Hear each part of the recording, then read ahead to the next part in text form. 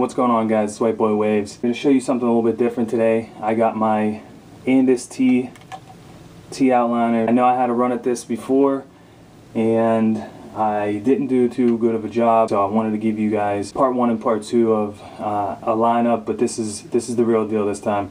So first of all, part 1 is going to be how to zero gap your clippers. Like I said, this is a T Outliner by Andis. This will run you about 50-60 bucks. It's pretty much, in my opinion, it's better than the 5-star detailer. That's just my opinion. Again, once I show you this trick, you're going to be able to get some really crispy lineups, and you know, let's get right into it. Alright, so first thing you want to do, you have your Andis T Outliner. So first things first, you take your T Outliners, okay, and you want to go ahead and grab your tools. Now, this thing I picked up from Home Depot. I think it was like $2, and it has all different types of smaller screwdrivers, just so that you can use it for the smaller screws. Now, this will fit into any regular size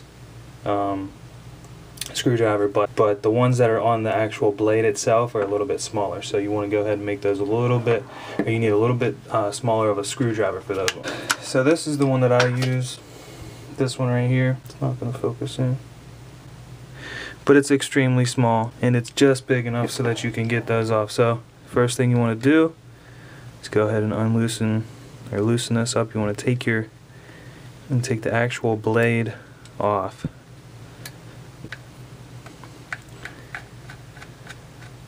So once again, this is not the method that I made up. This is actually a method that all kinds of barbers use, and you can see I've done my fair share of cutting, so of course it's going to be a little bit dirty. Let's see if we can focus in. See all that white boy waves there? And then we could just take any old brush, and you always want to clean everything off. Now this part actually detaches from the blade itself, and then as you can see, you have a little bit of a track that the blade, the cutting blade, lines up on.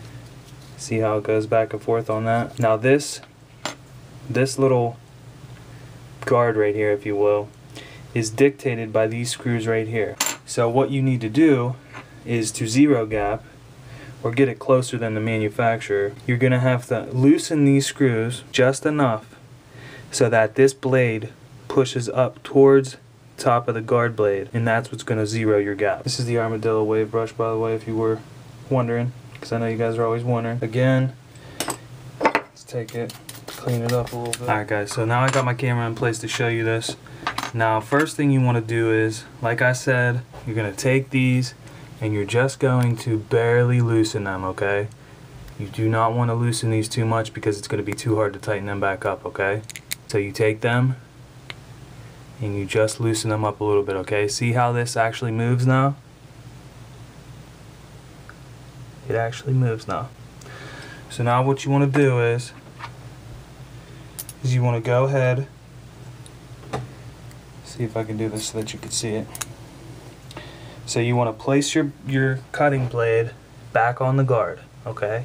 Now it could still move, you know, whatever. Now this is the age-old trick that all the barbers use. Vick the Barber showed me this trick, and this is the best trick that you can do, because as he says, the mirror does not lie. The mirror, in order for it to make a perfect reflection, needs to be 100% straight. I don't know if you're going to be able to see it, but you're going to get the idea of what I mean. You're not going to be able to see me screwing it down, but you're going to see what I'm doing in order to get it to screw down. Blade doesn't really matter because it's going to even itself out whenever it's on the machine. But what you want to do, and this is it right here, you want to take it and you want to press it up against the mirror, okay?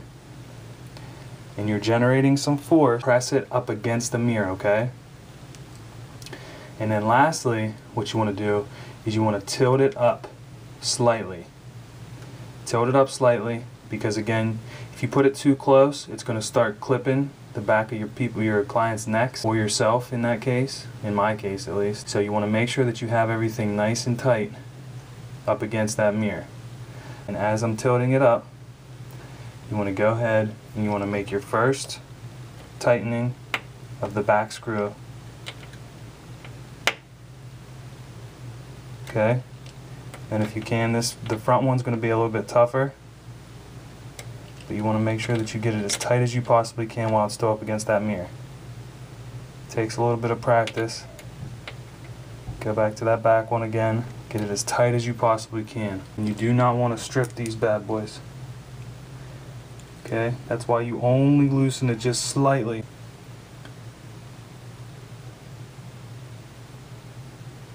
So now, I don't know if you guys are going to be able to see this.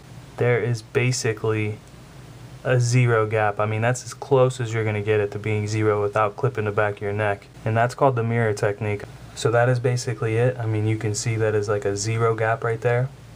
And it didn't take me but what, 5 minutes? 5 minutes to do that? You just have to make sure whenever you loosen this up off of the blade, or off of the guard, I mean, you want to just loosen these screws up just ever so slightly, okay? So that whenever you're holding it up against this awkward angle, it's not that hard to tighten them back up. And that's basically it. So that's pretty much all you got to do. This is going to be a good technique for you to use if you're cutting your own hair, if you're cutting other people's hair. Again, Vick the Barber, check him out on YouTube. He has one of the best barber channels that you can get. He cuts a lot of celebrities' hairs and everything like that. So pretty much if he comes out with a video showing you how to do something, is pretty much the best way of doing it. This is pretty much the best that you're going to get. A lot of the high-end clippers will have that bar that moves up and down.